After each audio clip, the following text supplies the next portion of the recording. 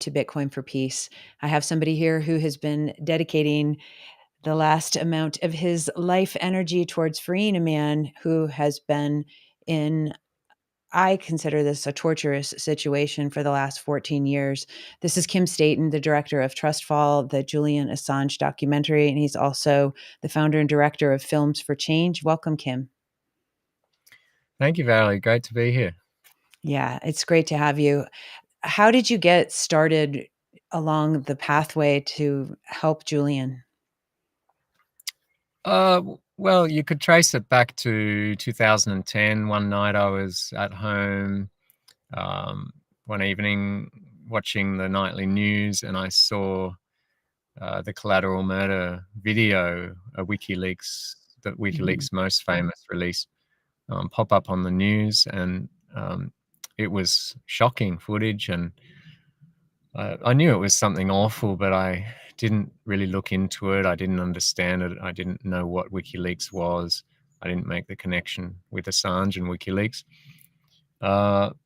And little by little, I started to take an interest, and I guess around 5-6 years ago, started watching other people's films and reading books about it, trying to make sense of it all. And once I really went on that path of exploration, I did just get a huge interest.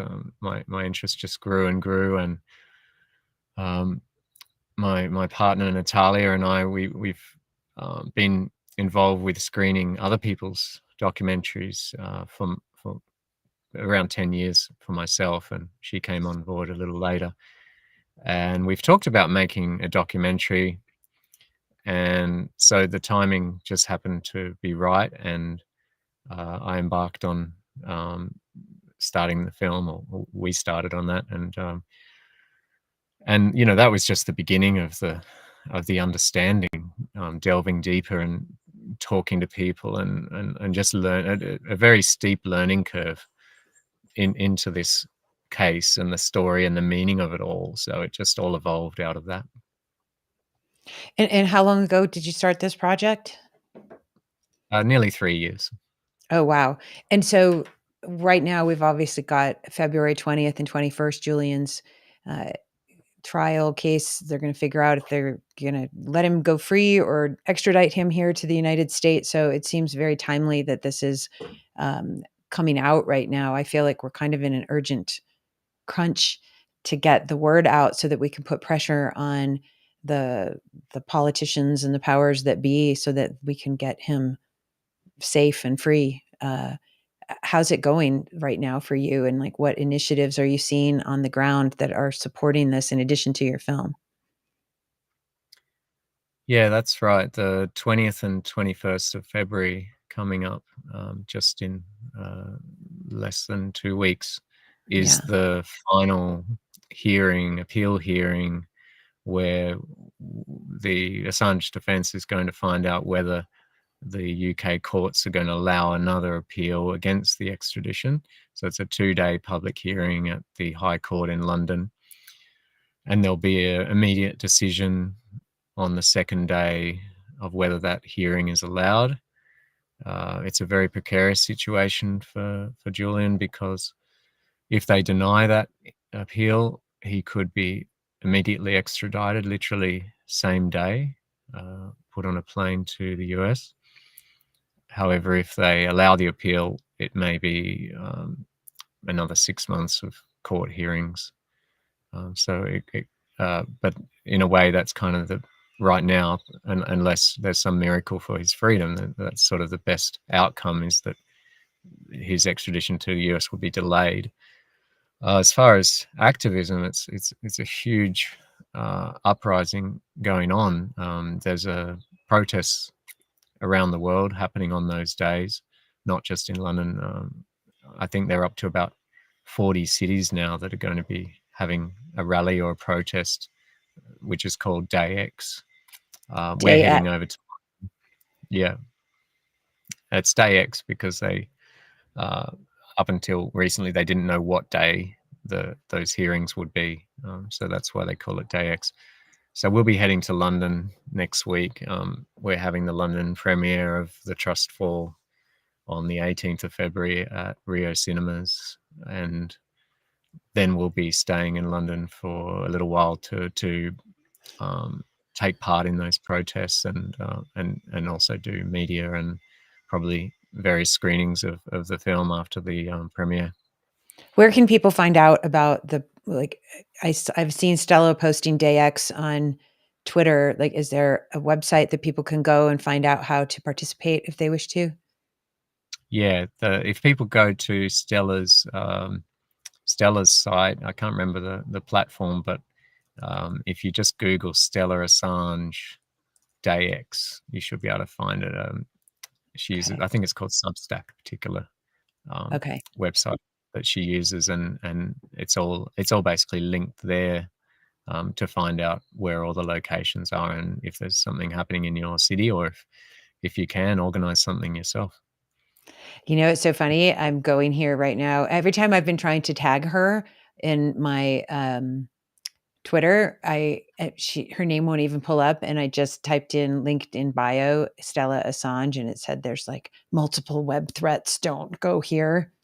Um, so I'm wondering if there's some kind of coordinated back end attack going to not let us get out Yeah, there. Like, that's crazy probably, right but now. that his opponents love doing that. That there's, I mean, countries all over the world trying to bring down the WikiLeaks website routinely, and whatever they can do to stop the word getting out. And the WikiLeaks Facebook page is heavily suppressed, and certain keywords, like if I do say Kristen Raffinson in it, which is the current editor in chief of WikiLeaks, then that post will be basically downgraded. Like it won't get deleted, but it will get like about 5% of the usual reach of any post that we do. So they're doing this shadow banning thing, and any other kind of subtle tactics that they can to reduce the reach. Like, as Elon Musk says, free speech, but not free reach, which is just censorship. It's He total should stop. censorship. Yeah, I've been obviously reposting a lot of your tweets and things lately, and I just had a thing 2 days ago where it was like, "Oh, we've tagged your account for suspicious activity," and la la la, and of course, I'm like, "What suspicious activity? I haven't done anything," you know? Um, and so I just feel like there's constantly things in the background that people who are watching, when I talked to them about, this opportunity to interview you and share your story, people are like, "Oh, who cares? It's just Julian." It's like, you don't understand the magnitude of what this means. And I'm still learning as I keep, as I got to watch your documentary, and I've watched a lot of stuff about Julian and Edward Snowden and everything in the last several years since I became a Bitcoiner. Why is it such a monumental case for free speech, for journalism, for truth, for corruption? Why do people who aren't in this space, why must they know about this story? Yeah, what people need to do is look past this narrative and this certain image that's been painted of Julian Assange, that the US interests and powers have done a terrific job of painting him as some sort of treacherous traitor, villain, basically. And people have been manipulated by that. So there's all this negativity around it, and smear. He's been smeared incredibly for years. But that's partly what we're part of what we're aiming to do in the film, is to show the real Julian Assange, uh, expose share his achievements and his genius and his bravery, and look at it with a fresh perspective.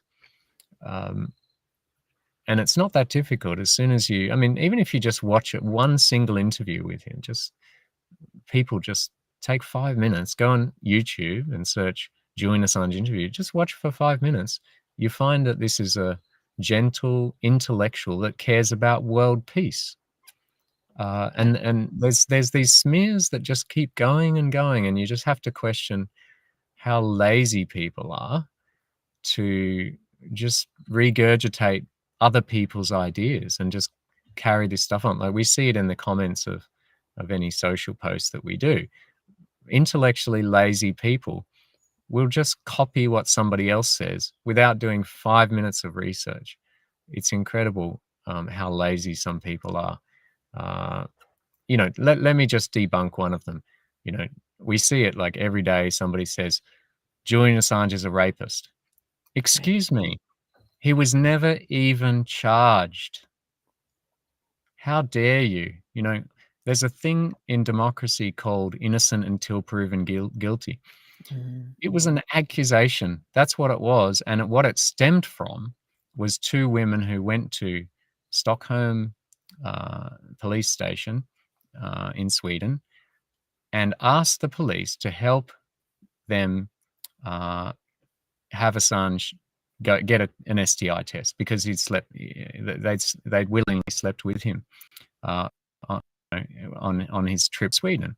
He was a single man, um, and doing what many single people do. That's what they went to the police station for. And then by some subterfuge, some interesting thing that went on there, within 24 hours, it was all over the headlines, literally 24 hours. And this is meant to be a confidential police interview. It's out on all the major news. So there's a whole story there that someone needs to cover in a documentary. Like we just touch on it briefly in the film because it just needs to be quickly debunked. There was never any charge, and the case has been dropped. So people that want to make that claim, it's absolutely disgusting. I mean, it's defamation. Anyone that says that, they should just be sued. If he was out, he wasn't in prison, locked up in a maximum security prison, solitary confinement, 22 hours a day, he could just sue everybody that says that. It's just an awful thing to claim about somebody, and that's what the CIA knew, that if they want to bring down somebody's reputation and undermine their work, then you just use one of these extreme smears. So this is covered quite comprehensively in the film. Anyway, back to your question, why is this important?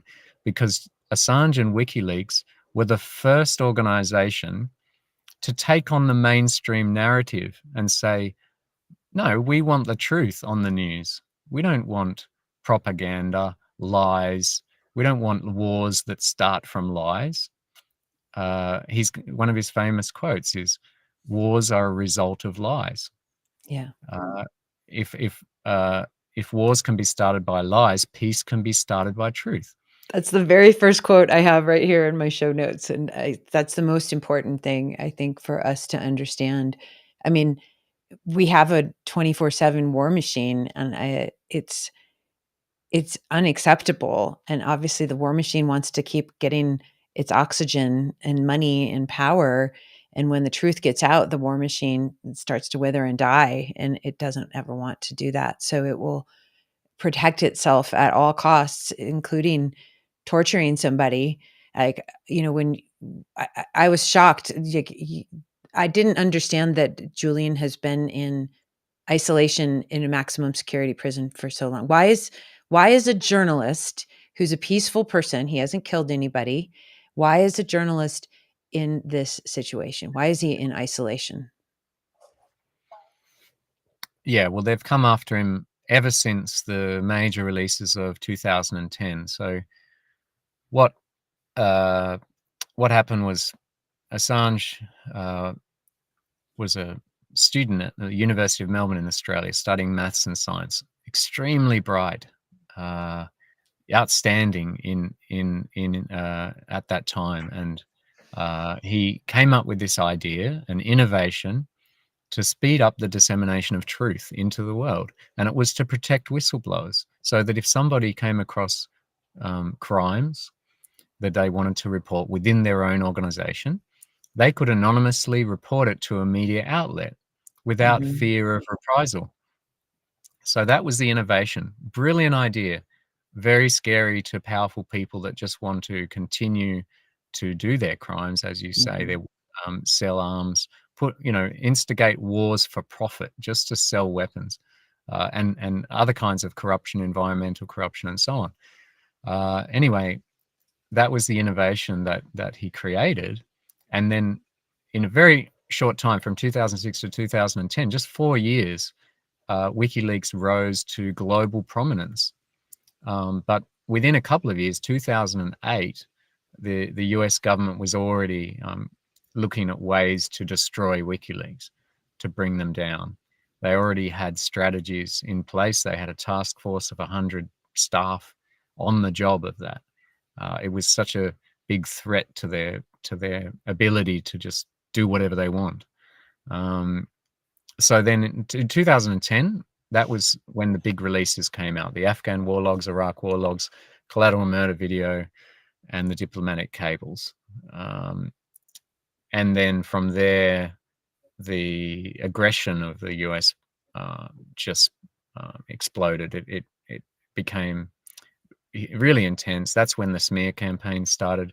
That's when he was debanked. It was the first time that you had this unified thing of MasterCard, Visa, PayPal shutting off donations, his own personal bank account closed. They had this whole strategy in many different ways to destroy WikiLeaks and to destroy Julian's character. And that strategy is another thing that we document in the film. The plan was to drag him from country to country for 25 years, wipe him out financially through dozens of court cases, which is part of what they're doing now, and ultimately get him over to the US, put him on trial, throw him in a prison, torture him, get all the information, and hopefully he just gets murdered or dies from the psychological and physical torture. That's what they wanted to do. And that's what they're in the process of doing. They're 13 years into the slow motion execution of a journalist, and people are still misled by these smears and, oh, he stopped Clinton getting into power. Well, she can do that by herself. She's well capable of not getting into power because she doesn't belong in power. No. Anyway, let's not go there. But look, that's what they're in the process of, slowly murdering a journalist behind closed doors, because in this day and age, we don't, in the West, it's not acceptable to take a printer, journalist, publisher out into the town square and hang them. At least society doesn't accept that. So they have this secretive, sneaky way of rubbing out a journalist. A threat is just for them to slowly rot away in prison. Yeah, it's so insidious, and I think folks who are watching and listening who don't understand what's going on, I really want you guys to see this film so that you can get a little bit more background, because I've seen some stuff and I didn't really get the torture, like the psychological torture that's going on with this man and all the implications, what individually with his family, and in the film, one of your guests, it's a series of torture is a series of conditions that seek to break a person's will, and he was saying that psychological torture is not torture light. It doesn't mean that just because you're not getting waterboarded doesn't mean you're having the same types of scars and negative repercussions, that will come out physically in addition to mentally.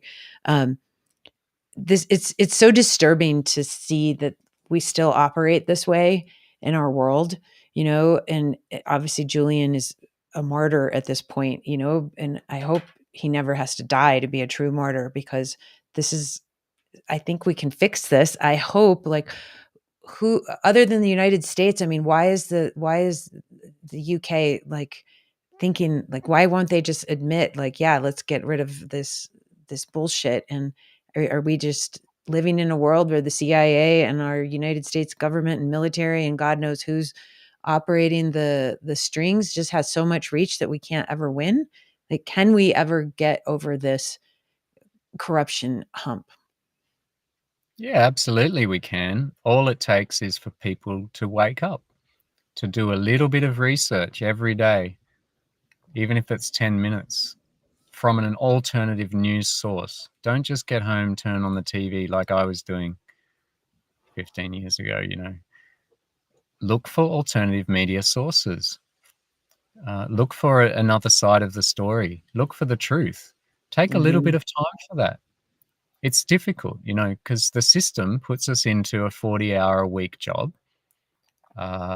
Inflation keeps going up. Interest rates keep going up. So what we're stuck in is that we just do our 9 to 5 jobs and go home exhausted, and all you want to do is grab a glass of wine and watch something on Netflix and go to bed. And so that's it. All sort of comes from that. That's what I feel is, partly we're stuck in a system of basically wage slavery, like, But look, we choose that too. We choose how much daily expenses we have, how big our house is, how nice our car is. But if we simplify our life so that we don't have to work to the point of exhaustion, we get a little bit of spare time that we can learn things. We can look at what's going on in the world. And if we do that, we find that there's a lot of work to be done. There's a lot to do. There's a lot of education needed. There's activism needed. There's things that we got to fix in the world. And then we feel motivated to do something, even if it's just a small thing towards that. Before this film, Natalia and I, we did a campaign against single-use plastic for 2 years in Sydney, and they changed the laws. We showed films about plastic to around 100,000 people. 10,000 people in a live event setting. So we had 100 events that were free entry, and then we showed it to the trailer, 3 minutes of scenes of plastic in the stomachs of birds and turtles, to 2 million Sydney people. And they changed the laws because that's public awareness. Yeah. It's not just governments that can do public awareness campaigns, the people can do it too. And it doesn't really take that much. So, we've campaigned for plastic, single-use plastic, for awareness around animal treatment, Aboriginal rights in Australia, and various other issues. And now we're doing free speech, world peace, and Julian Assange. And look, I've my motivation is always that I want to just make a difference in the world, some kind of small difference. I'm not interested in being wealthy and having a nice house and a nice car and fancy holidays. Like, what gets me out of bed every day is educating people and just doing something meaningful. So I'm very privileged, gifted in the way that people have supported this film. We've had 2,000 people contribute to our crowdfunding campaign, 9 investors to make the film possible. And it's allowed me to work full time on it for most of the last 3 years. So I have an opportunity to be an advocate and an educator full time, and not have to do a job that isn't isn't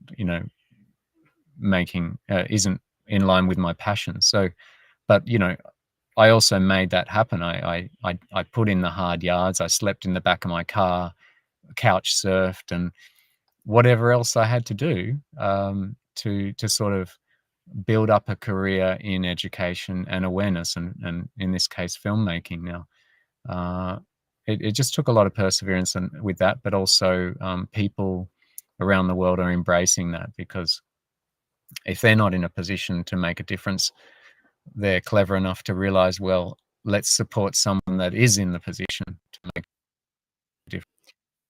This film, it's not a low budget documentary. It started out that way. It was actually, I was just going to do it at no cost, a YouTube documentary. Going to spend a few months on it. But we realized pretty quickly that there's a big community of supporters for Assange around the world, like probably millions of people. Mhm. And within a few months, we realized that, yeah, we could build this up into a cinema-worthy film. But to do that, it costs hundreds of thousands of dollars. It's a very expensive process because, for example, one image you want to license for worldwide all media in perpetuity for a documentary. one image can cost $1,000, and it's up on the screen for 3 seconds. And this is a Wow. 2-hour film. There's like at the beginning in the trailer, like for example, watch the trailer, you'll see some little bites of like Joe Biden on I think it's Fox News, and a few other opponents, Hillary Clinton saying nasty psychopathic stuff. This stuff. Yeah, it's like a collection of little 2-second bits, and each of those 2 seconds bits costs $1,000 to license. Oh So, my gosh. and then the editing, the post-production is the biggest Yeah. expense because you're talking 800 hours for a film like this, 800 hours of paying a professional editor, because I'm not a professional full-time editor. I don't know all the tricks of stitching together a film. So yeah, very expensive process, but thankfully very grateful that we got there in the end, and now the film is out in cinemas. It's incredibly exciting time to see all these screenings happening, to see cinemas, mainstream cinemas, independent cinemas all around Australia and New Zealand, where we've just released the film, showing the film, and then to go to some of the screenings and see the response and talk to people, and see cinemas with hundreds of people flocking to look into this sometimes for the first time. It's really rewarding at this stage. After all the hard work, it's really most of that 3-year process has just been really tiring, challenging, exhausting. But now, I suppose, in a way, it's the point of where we get to have a little bit of enjoyment of sharing it with people. And with that, like, how can people get this in their own theaters? Can people access this to have a home movie watching party? You're going to start doing some things online, given the hearing that's coming up on the 20th and the 21st, so that we can get more awareness and more people showing up to these protests? Yeah, well, because of the fact that, as I said, we had investors covered 1/3 of the total cost of the film, we can't just put the film out for free, unfortunately. That's just the predicament, because I have, that responsibility of paying that back. However, the film was shown and is being shown in on a channel called RT. It's a satellite subscription channel, uh, and it's already reached millions and millions of people in Middle East, Africa, and India. So the film, it's already been a success awareness-wise with its reach into the millions. We would estimate around um, 17 million people have seen it that way over Wow. the last months. And then now it's in cinemas. It's having a proper theatrical release, which is a rare thing for a documentary. We Mhm. thought it was possible, and in early December last year, we started pitching it to cinemas in Australia and New Zealand. I had no idea what the uptake would be. Would maybe just a few cinemas would show it, but we've got about 30 cinemas showing it right now, and another 40 or so about to make, in the process of making a booking. And then we have Event Cinemas, which is the largest cinema chain in Australia, in Australasia, is about to show it from the 5th of March onwards. So it could potentially reach, if things go to plan, we could reach quite easily 100,000 people in Australia could see it in a cinema, maybe more. And in a cinema, this is the most powerful experience you can have, because it's big screen, Mhm. big sound, live audience reactions, and also people are focused. And the thing about watching at home is you tend to get distracted. You check your phone, the phone Yeah. rings, you make a meal, and people end up watching it in little dribs and drabs, and that's not ideal. But the main thing is, in a cinema setting, it's the most powerful experience that people can have. So that's our strategy, is to start with cinema.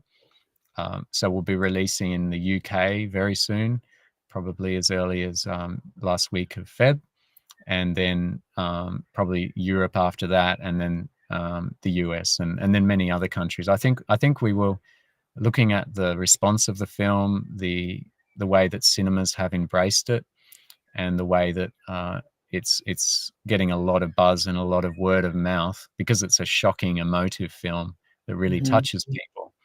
I think it will potentially be shown in cinemas in pretty much every country of the world over a period of time, and then once we finish that, we'll put it out on streaming platforms, pay-per-view, and so on. So it's already been seen by millions of people, and now we're focused on not as much the reach, but the very powerful experience that you have in a cinema, quality over quantity, that way, and it's really building up and growing. So cinemas, actually, the major chain cinemas have the ability to put it out to many people very, very quickly. If a major chain in the US takes up the film, it could be seen by 1 million people on the opening night. So online digital streaming is not the only way to get a lot of reach really quickly. But given the time sensitivity that we're dealing with, if, like you said, if they decide they want to extradite him, he could be extradited the next day, which could lead to God knows what if he gets here to the United States, for his safety and his life and well-being. Is there an opportunity for the next, it's not even 2 weeks away, to just push it somehow and, obviously get your funders their money back, and you can do a live stream for donation or something just to get the awareness out? Because I don't see this in my theaters around here, and I don't even know how to approach a theater to get it to play in my, my little town, And so in the interest of saving this man's life, can we figure out a way to get it out quicker, faster between now and this hearing? Yeah, well, if we did that, then we would just basically ruin the opportunity of showing it in cinemas, which means that everyone's watching it on a tiny screen at home with all the distractions. So that's not our strategy. Certainly, there's a urgency with educating people, but this film is not the only way that people can be educated, and so we don't feel like we're responsible for solving this and getting Julian Assange free just solely through this one piece. There's many documentaries people can watch online that are excellent, and they're out there for free. For example, Juan Passarelli's War on Journalism is freely available on YouTube, and various Assange documentaries are available, but people don't watch them because there's no publicity. How do you get publicity? Well, you get the cinemas to show it, to actually participate in the advertising. How do we get it into cinemas? People can suggest it to their cinema. It's very simple. Like, there's actually a page on our website, how to suggest it to your cinema, and it's just as simple as send them an email, recommend the Trustfall, message them on Facebook. The cinemas really take notice of suggestions from locals. That's what we're finding. So yeah, that's our strategy. And when it does go out in America, it will be in cinemas, and people will have the most rich, powerful experience that they can. In my view, as much as we feel like, oh, let's do whatever we can right now to get Assange free, but in reality, we're not. We're doing other things with our day. We're doing little bits where we can, and it's not, just because a bunch of people post on Twitter free Assange, that doesn't mean he's going to get free. Yeah. It's going to take a lot more. We're dealing with the most powerful empire that's ever existed. This is a US government has been at war for 235 out of its 247 years of existence. Yeah. It's a warmongering country, and those interests are incredibly powerful. So unfortunately, it's not just as simple as, hey, everyone on Twitter, let's all post about Assange today, and maybe he'll get free. It's not going to solve that quickly, even if Assange is trending on Twitter every day, because people are not willing to look into it. There's not enough awareness, not enough public outcry. So what we have to do is increase the scale of this movement. We need to build more awareness from each individual, from the ground up. How did, the Egyptian uprising, how did they get rid of the government in Egypt in 2011? Because 1 million people surrounded Parliament House, and so the government just ran for their lives. I'm not advocating that we, storm the Parliament, storm the government. But I'm just saying you need numbers. And so when you have, unfortunately, if you have 200 people at Parliament House, Canberra, with Assange signs, that's not gonna get him free. If you have, 173 people in some place in New York handing out flyers, like, this is all important. It's grassroots, it's gonna build up, but at the core of it, it's education, it's awareness. And that's why we made this film, because people need a really powerful experience. They need to sit down for a couple of hours and really take it in. Not just see a catchphrase on Twitter, "Free Assange," "No extradition."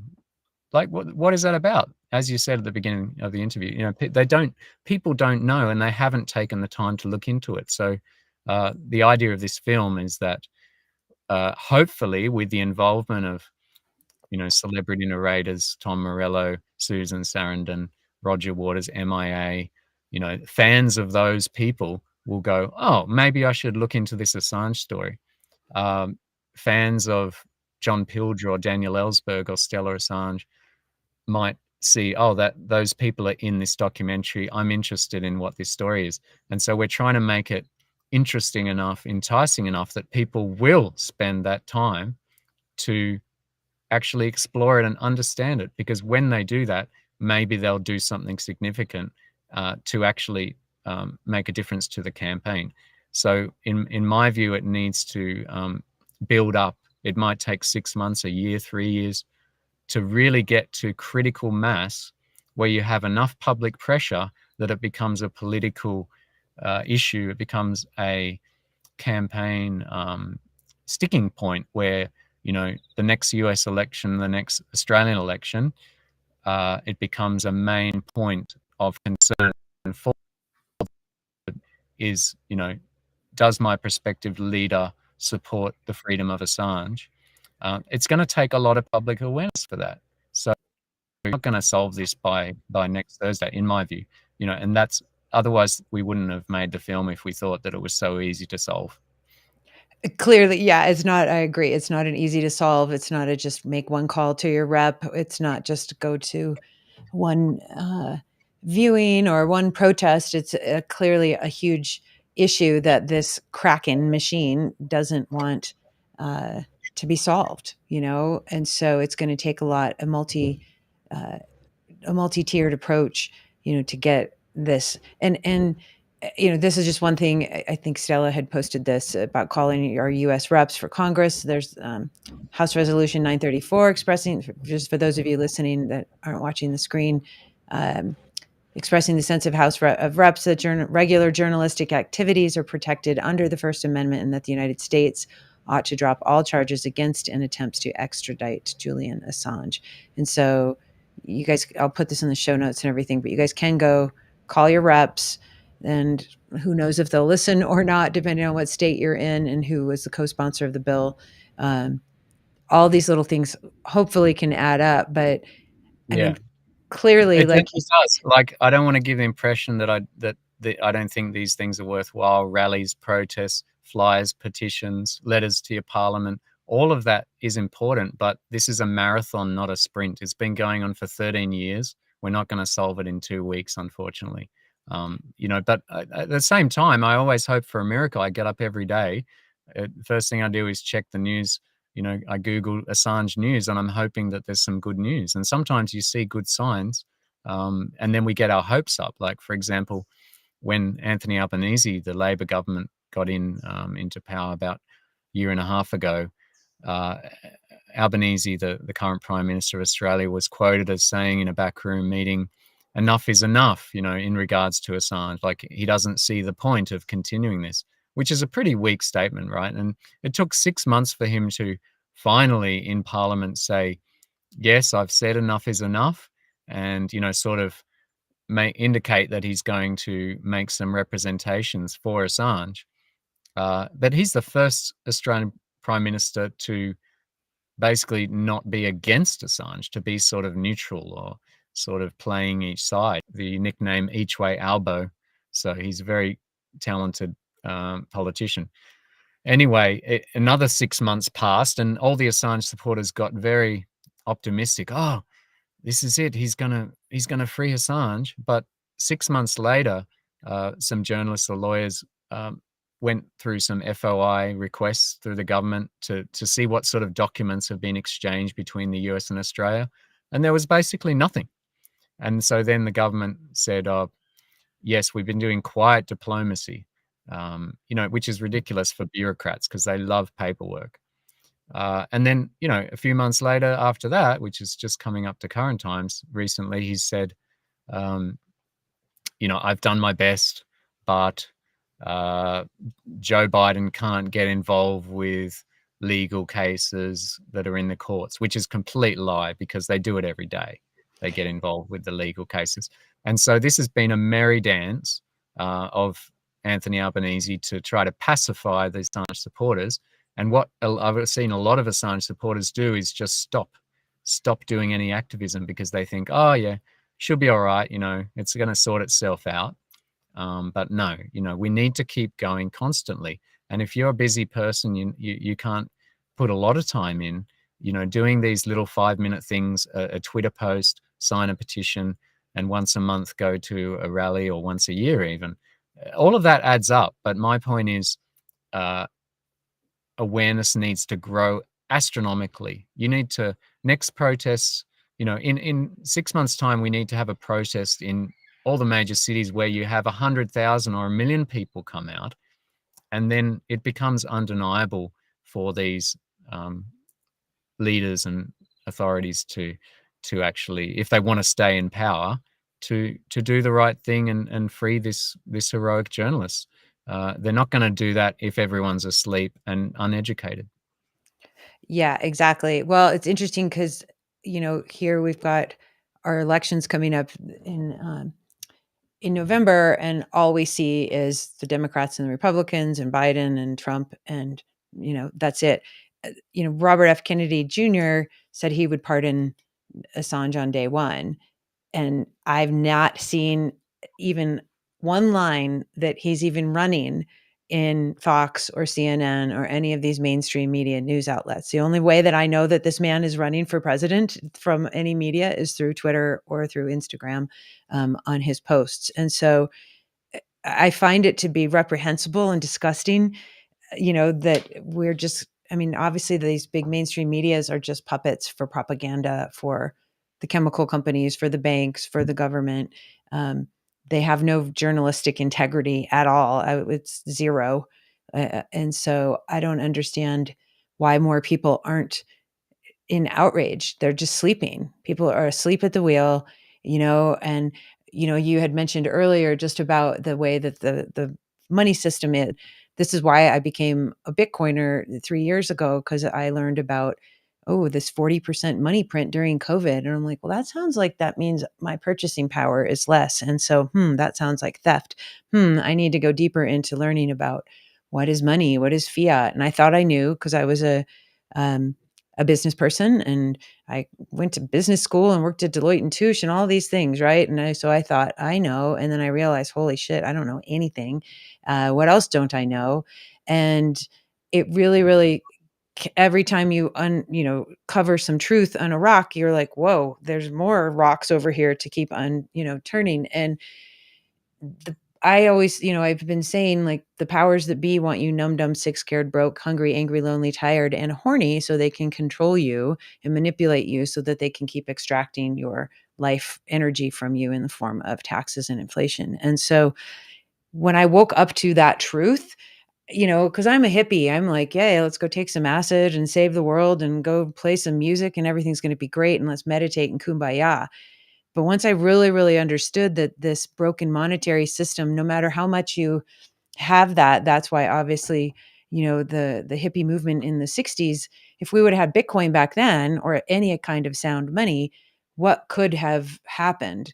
But because we were in this broken system still of lies and greed and corruption and manipulation, and then going off the gold standard in 71, it's just like, oh, wow, there's a lot more things that we all need to know. And people who are artists, creators, documentarians, musicians, healers, activists, a lot of us have been just like, no, no, it's just a consciousness shift. We've just got to, love everybody. And it's like, yes. And you have to have this base layer of sound money that's not confiscatable. You can't shut it down because you spoke out against a government and, unbank you at the press of a button with these powers that be. That's what happened with the Canadian truckers a lot. And that got under my skin too. Cause I was like, these people are just peacefully protesting and now you're shutting their bank accounts down. You're shutting people who donated to them down, not even people who were at the protest. But if you donated $50 to the truckers, your bank accounts got shut down in Canada. And I was like, what? That's crazy. Are you sure? And that just kept giving me more uh, fuel to keep learning, like, what is the alternative solution? A solution. Obviously, we still need a consciousness shift. And we need people to use their voices and stand up for truth and dig deeper for truth every single day of their life and not just accept what's been spoon fed to them. But having this sound money is so, so important because it gives you at least another layer of protection so that you can go move about on a parallel system, from the evil system, and get this work done in a way that hopefully will reveal truth so that we can have a more peaceful and harmonious planet for everybody. We don't have to live this way. It's not required that we live in a warmongering world. We have abundance, we have prosperity, we have love, we have connection. And I would venture a bet that 99.9% of us want to see that happen. I believe in the human spirit and love, and I believe that's what Julian believes, and I believe that's what you believe, and it's like how we cannot keep letting these tiny, tiny percentile of humans destroy the planet and destroy the humans and the life on the planet. And so it is scary speaking truth to power, and they are using Julian's story as an intimidation tactic for anyone else who comes along, just like they did with Ross Ulbright. Like, hey, you're going to go to jail for life in solitary because you made a website, and it's unacceptable. And so we have to keep using our beautiful voices if we're lucky enough to have the ability to do so in these countries that so far we get to use our voices. But um, like I said, I think, I noticed my accounts when I started reposting a lot of this stuff recently, I'm getting tagged and flagged and not enough, it's not like I'm some huge account, but I'm noticing I'm getting throttled, and I know, and I'm small and it's easy to just go, okay, small voices, we're going to smush you, and that's what they're doing. Tell me about, I mean, you've got some big names here, Roger Waters, MIA, Susan Sarandon, Tom Morello. Fuck that. I won't do what you told me. Let's go. Right. And so, how are they treating this experience, by being a part of it? Are they really pushing this forward right now? And do they understand like it's time to put the pedal to the metal in the next, 6 months? Yeah, these are, particularly uh, Roger and MIA have been advocates for Assange much longer than me, and Cool. again, as I say, like a marathon, not a sprint. And Roger, it's incredible how much advocacy he's done.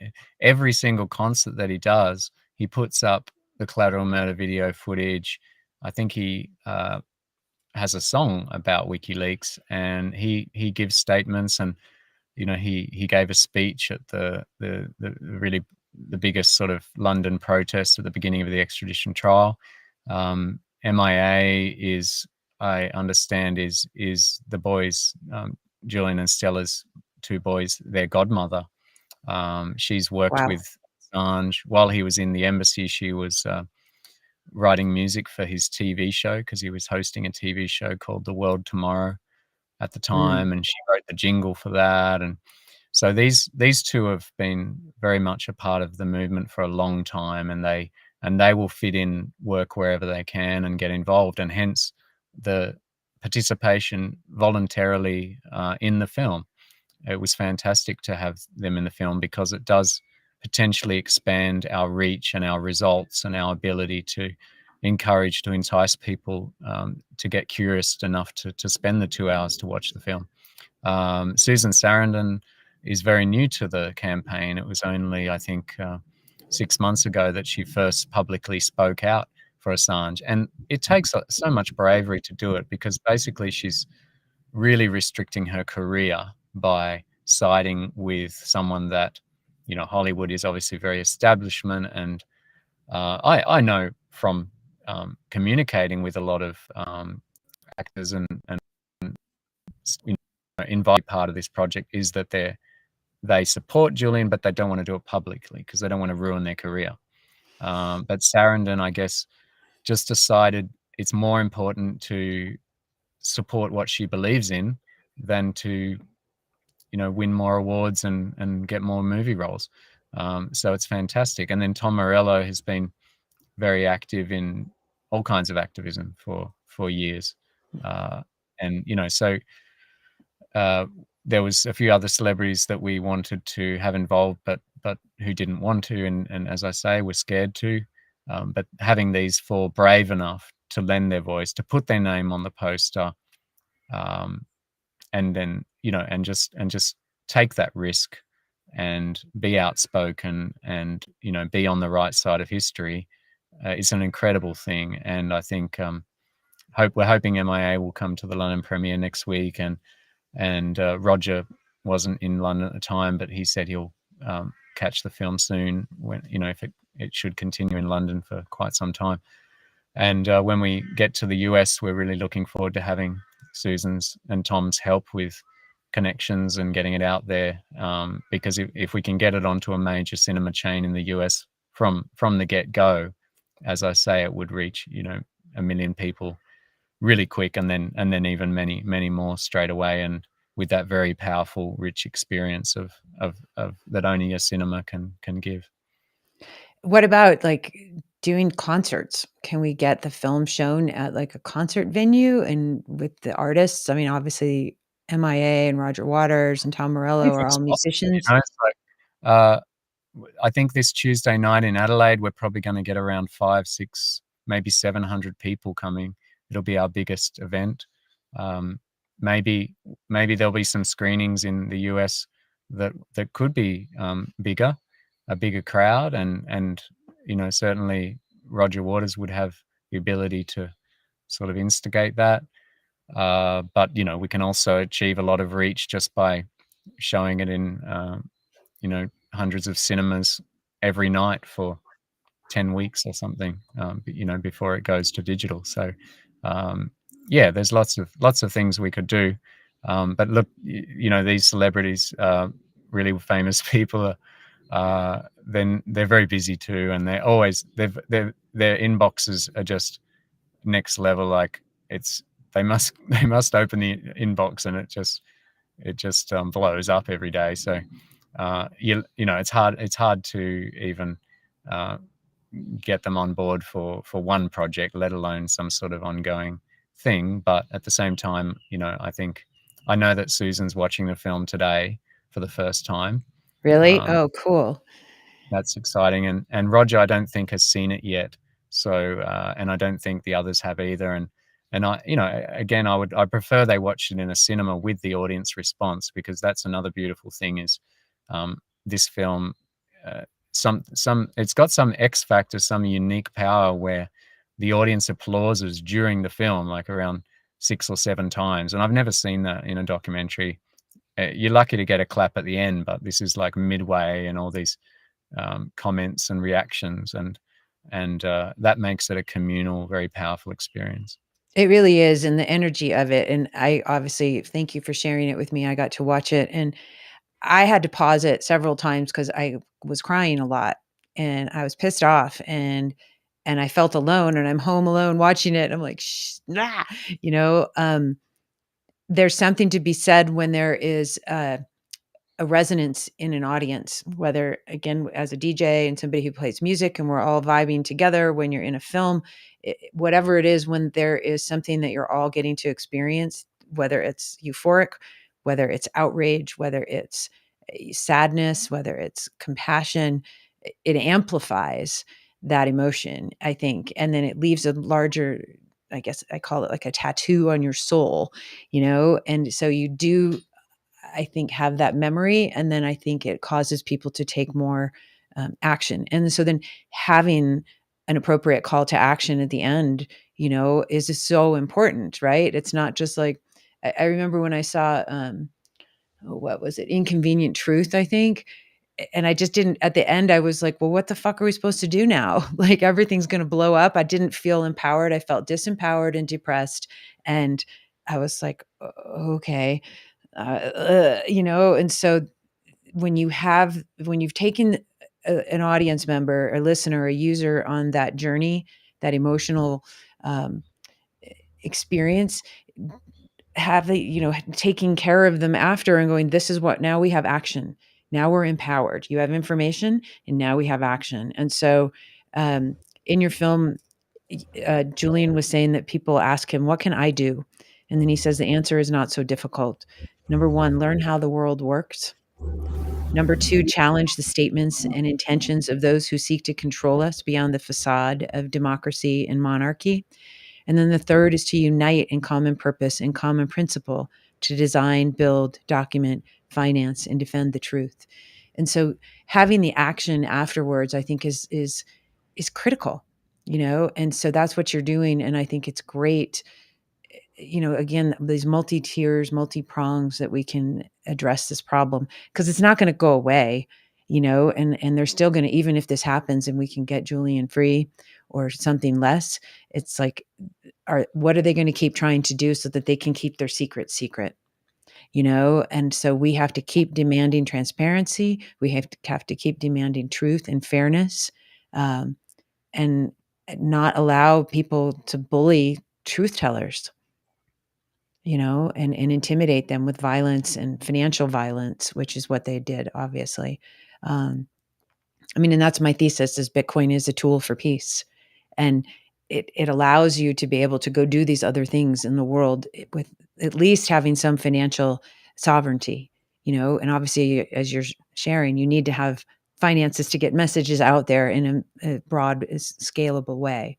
Um, and so if they shut that down, we're screwed, so we have to have financial sovereignty. We have to have freedom of speech. Otherwise, we have no freedom, period. You know, what have you seen?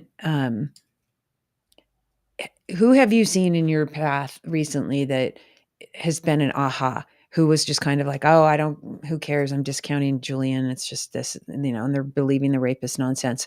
And then all of a sudden they're like on board and they're like, oh, whoa, I got to change my direction now and go do something. Yeah, we've been to a bunch of, I guess there's been around 50 or so cinema screenings so far. We've been to quite a few of them, a handful of them, and chatted to the audience. And the interesting thing is when somebody brings along a friend that's sort of a bit reluctant and they think they know what it's all about, and they may be very conventional, sort of closed off person that just basically follows the mainstream in every way. And then to see a film like this, it's very impactful, and it really challenges all their beliefs about the whole system. And I think I think the footage that we present, the collateral murder footage, and plus the never seen before interviews with some of the victims of that incident, it's undeniable, and it gives people a different sense of the significance of that incident as the basis for the persecution of Assange. And I think, even though the film has some emotive elements, devices used to stimulate emotion, it is extremely factual. It's Yeah. all the people we interviewed, these are not people that throw around rumors or just kind of hypothesize on things and make up whatever they want to say. It's all very factual, and we did very intense research.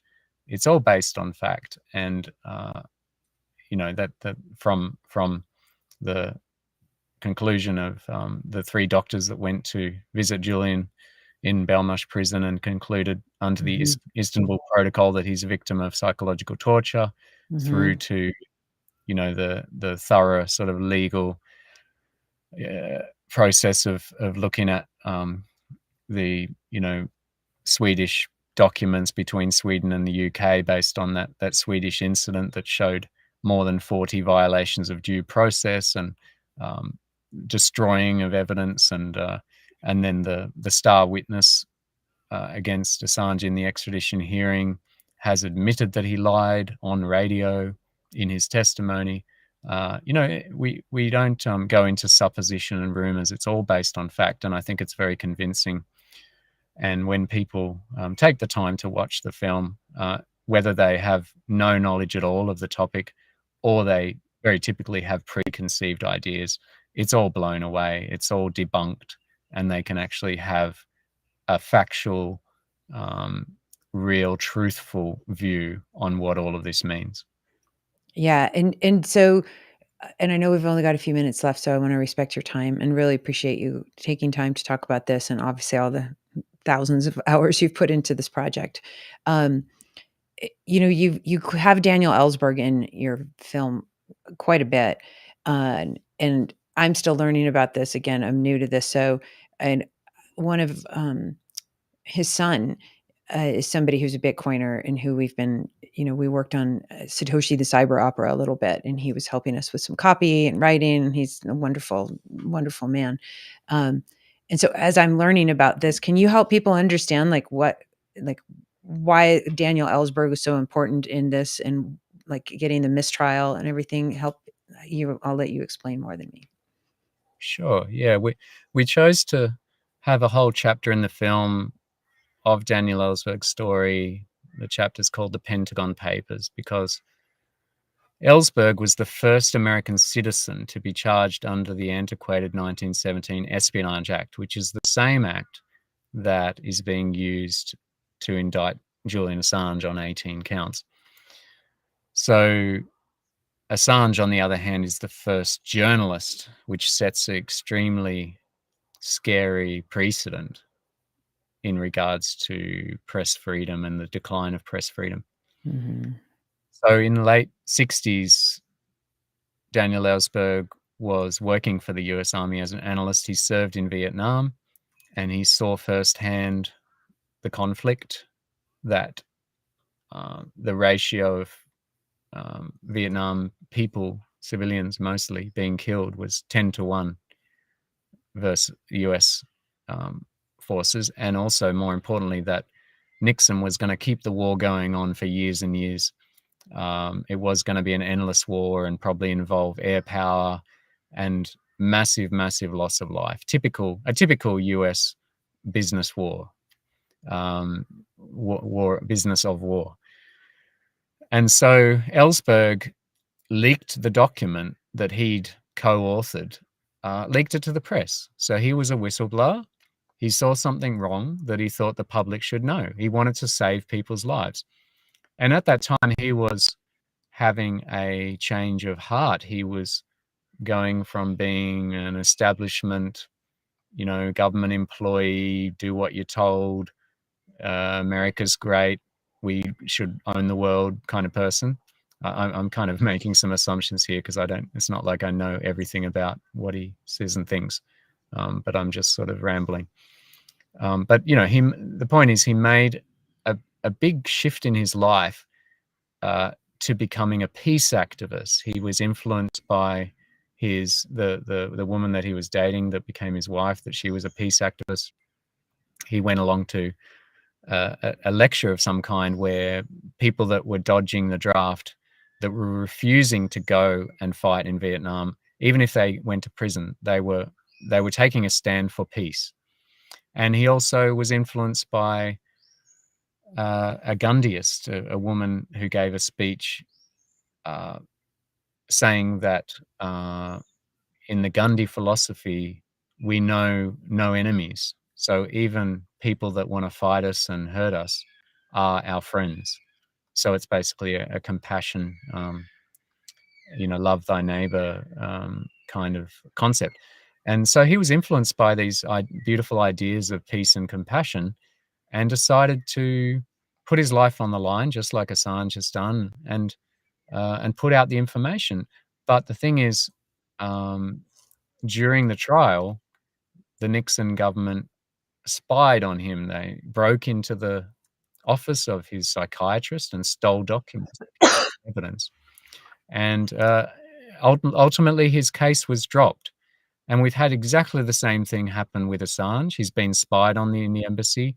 He's been filmed, videoed, his lawyers, uh, yeah, without him knowing. This is all part of another court case that's going on right now against Mike Pompeo and the US for that spying activity. But here we are, 50 years later, and it's a repeat of history. So it's the same Espionage Act, similar circumstance. In this case, it's a publisher rather than a whistleblower, um, and they've spied on him.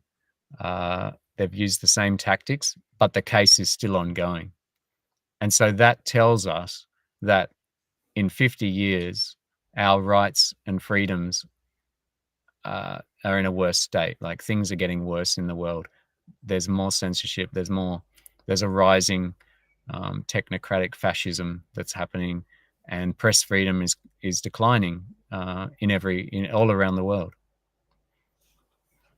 Yeah, and so what you had said earlier, though, about having this be the strategy where they're just going to move them around for 25 years, and then just drain everybody who's participating in this process. It seems like, I think I just think of the old days when I used to have to call like AT&T or Sprint. I mean, it would take hours just to get a hold of somebody and do something simple. And then you would just give up and you're like, screw it. I'm going to let my phone bill uh, just have that extra charge on it. And this is that on a exponentially more huge and horrific scale. It's just kind of like, cool, we're just going to keep stringing this along and seeing how long we can, torture him and his family and all of the folks who have been supporting for so long. It's such a horrible. I just can't imagine being a human being that would do that. I don't. I just can't imagine that. And then thinking in terms of the compassion and love and peace and all of this. And I'm obviously a hardcore peace lover, but as a mom, I get very defensive if I think somebody's going to mess with my kids. And I think about what Stella sounds like has been going through with her and her children and everything. I can't imagine. It's like, how can we open up our hearts to people who are truly, you know, possessed by evil? And we have to, I know, but it's not easy. And so I applaud anybody who can continue this journey and still have a heart and a soul like you and like obviously Julian and everybody around this case. How has this changed your life? Oh, that's a good question. I haven't had that one, but yeah, it's a really good question. Yeah, I think pressure creates diamonds, and the challenges of this project have really stretched my abilities. Like, there's been dozens of times when I just felt like giving up. We ran out of Yeah. funds many, many times, and I just feel like, are we ever going to finish this project? Um, things go wrong, like things, people that you want to interview rescheduled twice, and you sort of just feel like it's never going to happen, and just all kinds of challenges with licensing, with people providing ridiculous quotes that you just can't afford, and are they going to come down to something affordable, and just all this stuff where it just feels like there's these big barriers in the way to making the film that we wanted to make, Mhm. and it really stretches you. But also intellectually, like, I'm not someone that's really ever been into politics, and that's why the film is in a different style. It includes philosophy and poetry, because I Mhm. knew that I don't watch political documentaries. I've seen Citizen4 and a couple of Assange films, but I'm not gonna go look for a political doco, because it's all just like, you're just swamped with information and you have to sit there and just go take notes. Like, it's full on. It's not relaxing. And so I wanted to, somehow breathe some life into it, that people can see the trailer and go, "Oh, it's not just a cold, dry, serious, political, intellectual film that's gonna be, out of my head." above my understanding. And try to lay it out really clearly and simply. But intellectually, yeah, it was a challenge, and it was very daunting to sit down in front of people like Ellsberg and Pilger and Stella Assange and people that are very, very bright and very knowledgeable, and me come in with very little knowledge and just try to ask the right questions and really and just also a big pressure to have 2,000 people support the film and sort of feel this immense pressure to do a good job and do something that sort of makes everyone feel like their money was well spent. I think at this point we can safely say that we did do a pretty good job, like without blowing my own trumpet, like, from the response reports that reviews that people have given. I think we did in the end, but we had so much help, and particularly with getting all the facts right. We had Jennifer Robinson, Julian's lawyer, and also Juan Passarelli, I mentioned already, with The War on Journalism, which is a film you can watch for free anytime. Those two people just did a great job to sort of go through the film multiple times, point out things that were unclear or inaccurate, and then we could go rework Mhm. it, which was just such a tedious, difficult process of editing. But we got there in the end, and I'm really happy with the result, and I think in the end we did do justice in some way, as a ode to Julian's tremendous self-sacrifice and achievements and his bravery, and also to get the facts clear and accurate, and for it to be a effective advocacy tool. Yeah, it's definitely changed my perspective in an even more broader way, and I think the way that you've presented it, like, again, you're a poet and a musician.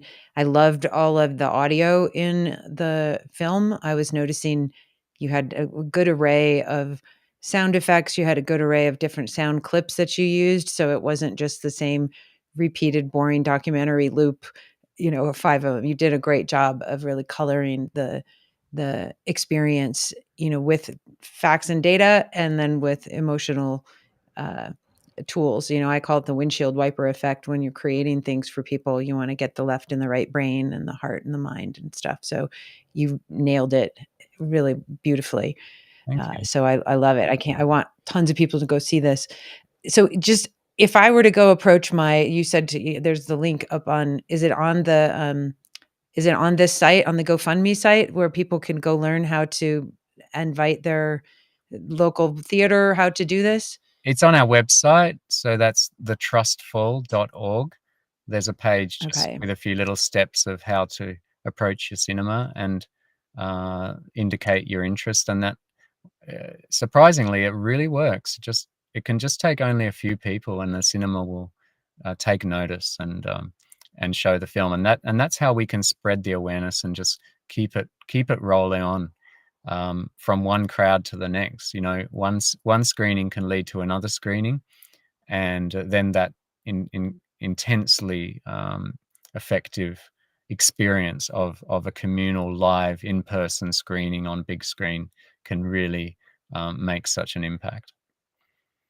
Yeah, I think so. So I know I'm gonna be calling my House of Reps later. I don't think they're probably open now because it's too late, and I want to go figure out if we can do a screening here in Colorado somewhere.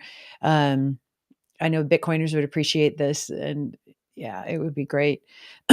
Any final things you want to let anybody know who's watching this, who's, you know, ready to go take some action other than go host a screening, go to the protests? What can we Well, do as individuals? I probably, um, maybe a nice way to finish, if you like, I can read something from my book here. Do it. It's, it's, Let's it might go. just Let be me on the take this screen, but off. uh, Yep. yeah, that way we're not finishing with just sort of typical blah de blah. This is Cool. I love it. this is a book I'm just bringing out because it's basically like the narration of the film that I spent a few months writing, and most of it didn't make the film, and I just chucked it into a book, and because I thought some of it was maybe bring some value to people.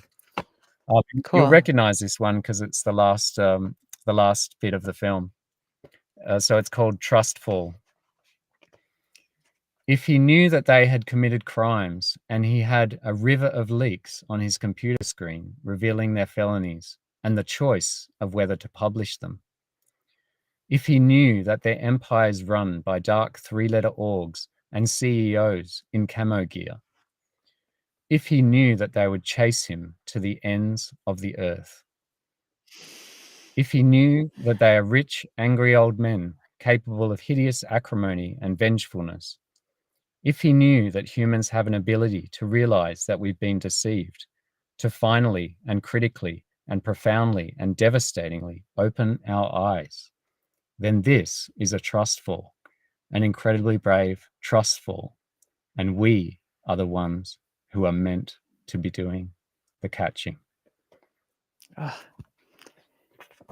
I love that. I cried when I heard that. It's so beautiful, Kim. You've done such a great job.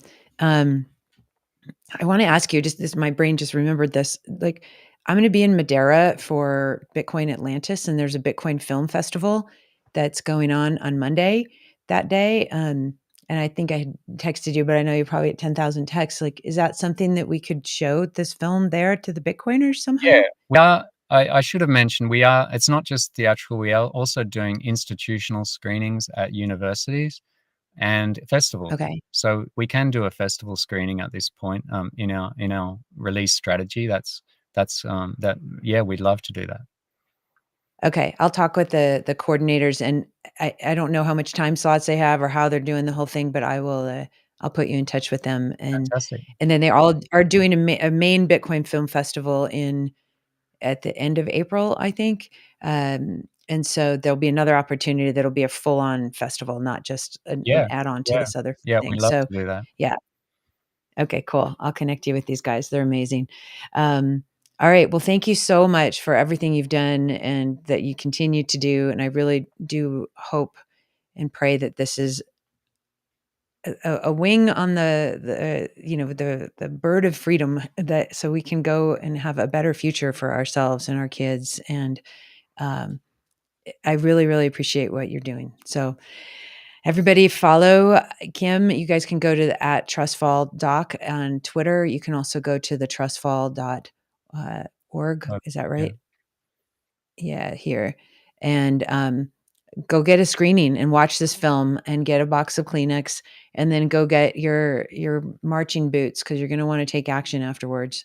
So thanks again. And I really, really appreciate you taking time. And for My those of you pleasure. out there, My thanks. pleasure. Yeah, thanks. Thanks for covering it. Thanks for caring about Assange and free speech for future generations. Yeah, absolutely. All right, everybody. Until next time, peace, love, and warm aloha. Thanks Take so care. much for tuning in.